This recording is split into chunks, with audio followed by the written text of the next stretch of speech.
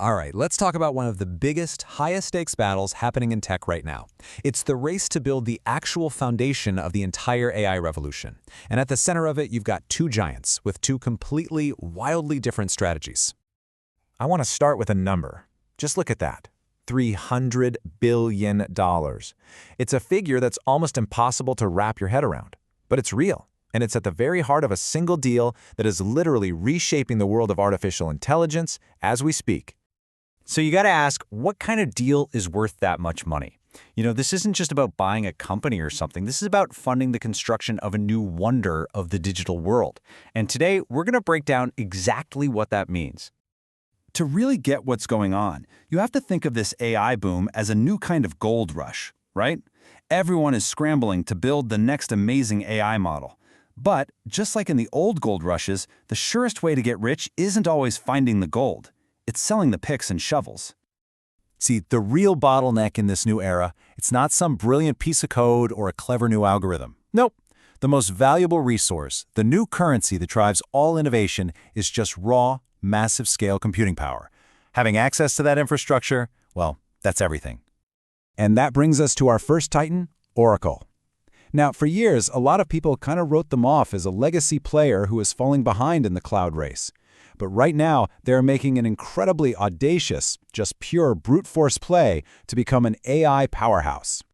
The sheer scale of what they're doing is just laid out right here.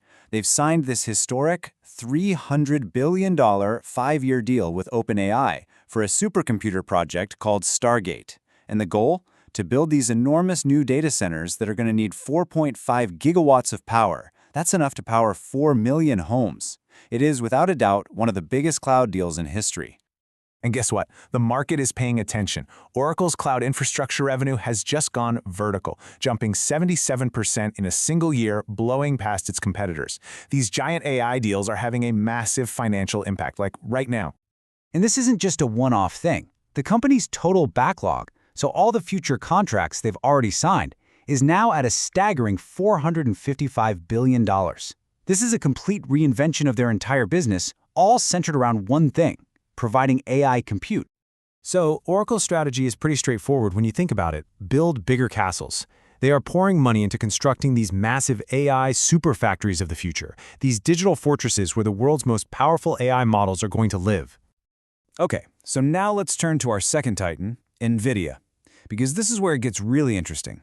They're the dominant AI chipmaker, right? So you'd think they'd be doing the same thing, but they're not. They're not building bigger castles. They are pivoting to a much, much smarter and more subtle strategy. This slide here really shows you their whole strategic shift in a nutshell. The old way, DGX Cloud, basically put them in direct competition with giants like Amazon and Microsoft. The new way, this platform called Lepton, completely changes the game. It turns them from a competitor into an aggregator, a central hub for AI compute. So what is Lepton exactly? Well, think of it like an AI traffic controller. It's a marketplace where any developer can come looking for GPU power, and Lepton automatically sends their job to the best provider available. And that now includes their former rivals like AWS and Azure.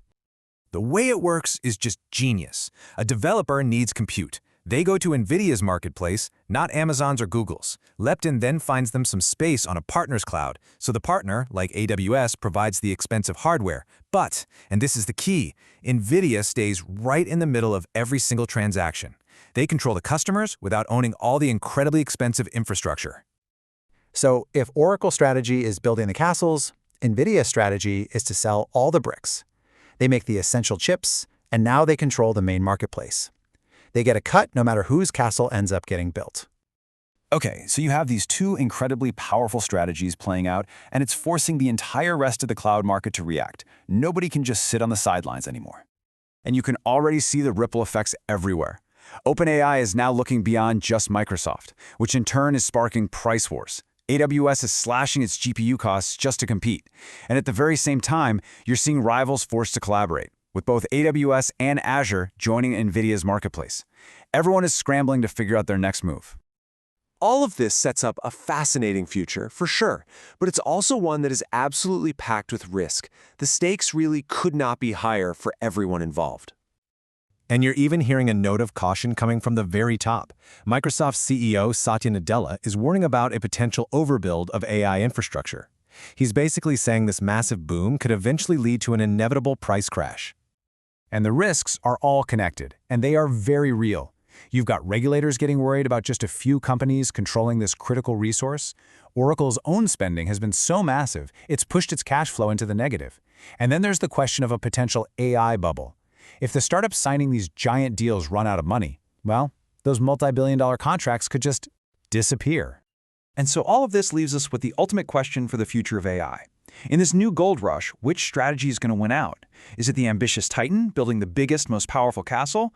Or is it the clever incumbent who figures out how to profit by selling every single brick?